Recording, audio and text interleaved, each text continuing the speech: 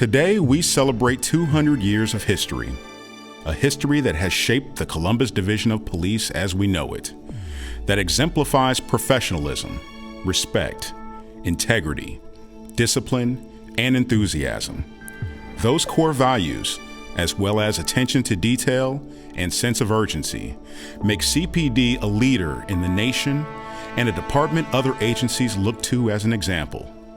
On this, our bicentennial year, as we look to the future of our organization, we must also remember and recognize our past. In May 1816, Mr. Samuel King was elected as the village marshal, the police authority in the borough of Columbus. As marshal, Mr. King was under direct authority of the mayor and received a salary of $80 a year. In 1834, the Ohio General Assembly passed an act to incorporate the city of Columbus, and a city marshal then served as the police authority. In 1849, the first watch was organized. Men were appointed by city council to enforce ordinances and laws of the state, and were under the direction of the city marshal. They reported for a roll call 1 hour after sundown and remained on duty until sunrise. A new brick station house was constructed in 1855 at Lizelle and Walnut Streets, with 11 prisoner cells in the basement and rooms for the watchmen to assemble. In 1868, a police force was organized consisting of 25 men under the leadership of the city marshal.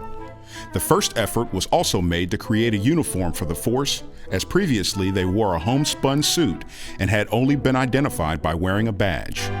In 1878, the city was comprised of 10 square miles and divided into 2 precincts, north and south. The police force consisted of 35 men divided into day and night patrol. A central station was erected in 1879 on Town Street on the bank of the Scioto River. It contained cells that housed both male and female prisoners, as well as offices for the superintendent, inspector of police, and detectives. In 1880, the population of Columbus was 42,194 people. In 1895, Nelson Tate made history as the first African American officer in the history of the division. In the early 1900s, official police records began to be kept. Horse-drawn patrol wagons were replaced with cars, and the police department had to contend with a streetcar strike and a natural catastrophe known as the Great Flood.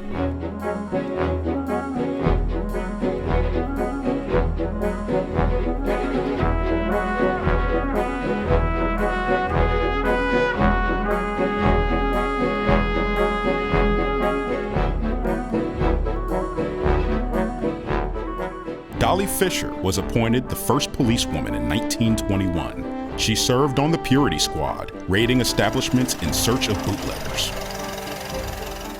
In 1930, the police department moved into their new headquarters at Gay Street and Marconi Boulevard, as the station at Town and Scioto had been destroyed in a fire. That remained home of CPD for 61 years.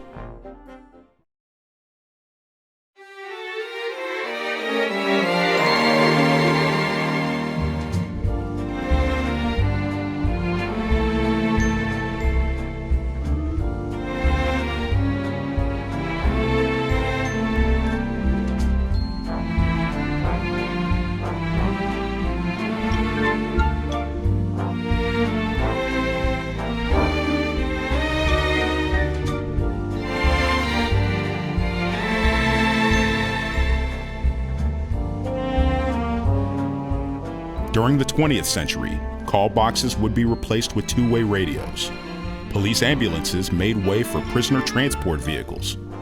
A formalized training academy was established, and the population of the city and division personnel would grow in both number and diversity.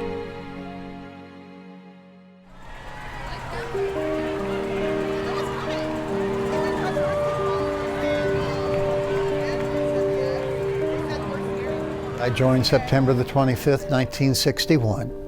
My father was a 22-year veteran at the time, police sergeant, and I always loved what he did growing up in kind of a police family. We didn't have as many weapons on the street, i.e. guns. Citizens used to be in fist fights, every once in a while a knife, where nowadays there's more weapons on the street, more guns, more narcotics, more everything. When I first came on back in 1961, I didn't have any communications equipment. I had to pull over my motorcycle and call in on what we called a call box. I pulled a mark, and that was checking with the telephone operator to see if they had any runs for me to go on 20 minutes after the hour.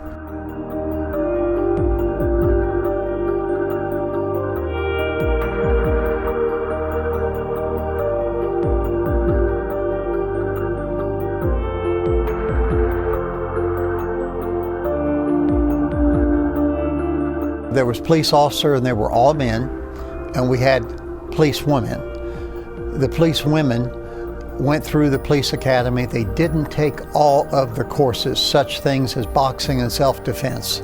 Their uniforms was skirts, low heel, black shoes. Their guns they had to carry in a shoulder purse, rather large purse, and they had different style hat. Police women were not eligible for any promotion. They were stuck in the job, whatever it was, until they retired.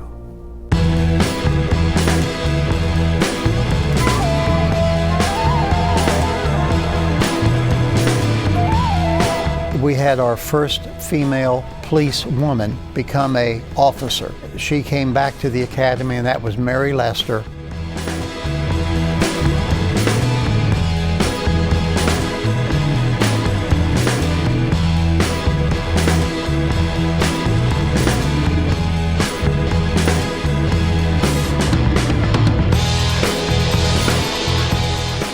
I'm James G. Jackson.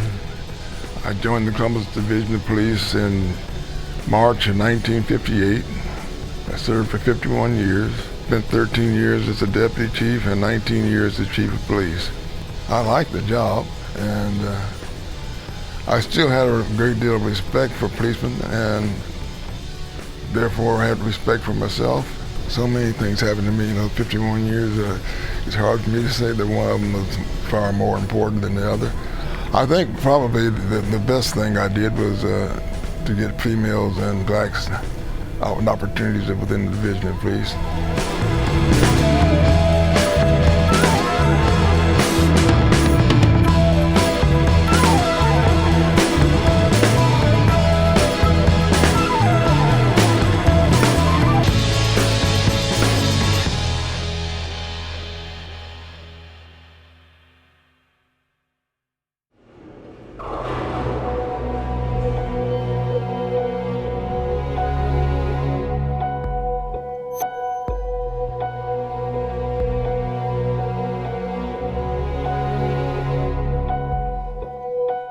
My academy class, I believe, had the largest group of female recruits ever and since.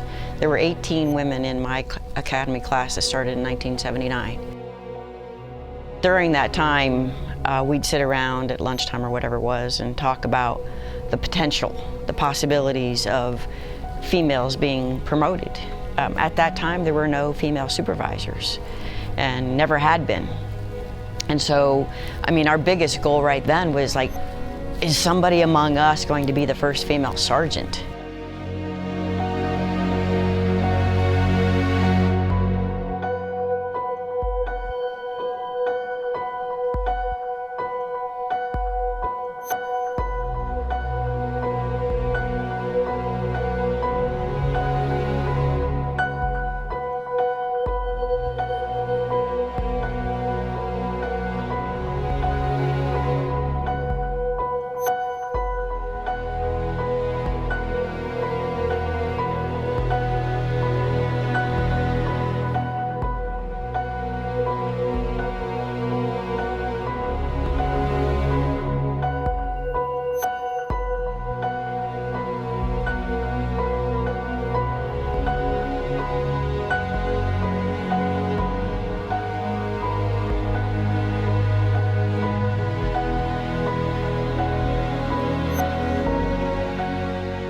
And I'm proud of all of our officers, all of our men and women out there protecting our residents, And I do believe we have the best division of police in the entire country. Ladies and gentlemen, the new chief of police for the city of Columbus, Kim Jacobs. I think it's really important to be a role model and accept the fact that I'm different. The first female chief is a difference maker. I don't want to be the first female police chief and the only one. I want to be the first of many. I want it to always be a consideration that a female growing up in this organization, coming up through the ranks, can be chief. I think it's important that people realize that women and anybody can do whatever job they set their mind to. I've had experience with little girls that always come up to me and say, oh, I've never seen a female officer, and I think that's always pretty cool because you're giving that inspiration, motivation. I just think that it's always important to look back to see where we came from, to make sure we're going in the right direction.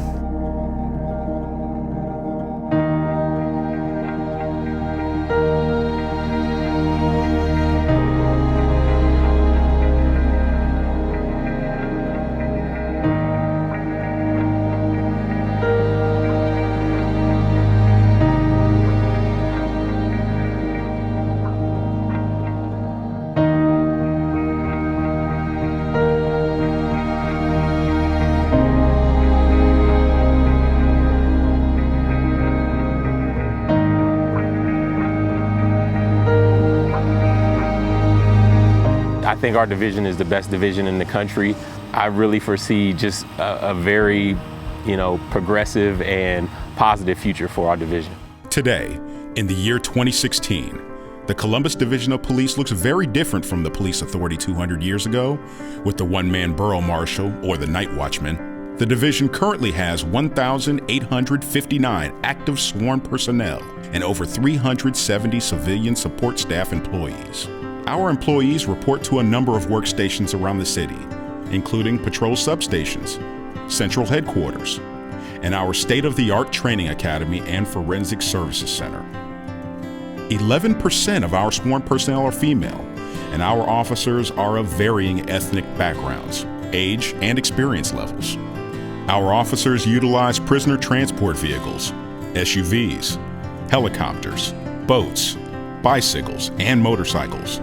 We have several specialized units, including the K-9 unit, a mounted unit, SWAT, and dive team. To remain closely involved with the residents of Columbus, we rely on our public information unit, community response teams, walkie crews on bicycles, and community liaison officers. On this important anniversary, we recognize that the foundation of today's Columbus Division of Police rests on the backs of Samuel King and the men who patrolled our city in the infancy of policing. Today, the characteristics of division personnel and the way the daily job is done are markedly different, and the technology used to accomplish our goals has increased exponentially. To me, joining the Columbus Division of Police and seeing the history that we have of being top-notch, actually living core values, even before we had them written down the way that we do now with professionalism, respect, integrity, discipline, enthusiasm. The way this Division of Police has operated historically, to me, is one that we all can take great pride in. It's got a great reputation. All of us are continuing to just pass the torch and being a model for the way that policing should be throughout our country. So it is a great honor to be part of a tradition of policing in Columbus that is excellent and excels with regard to how other police agencies, still strive to be. We've been getting it right for a very long time, and I think that we can all be very proud of that.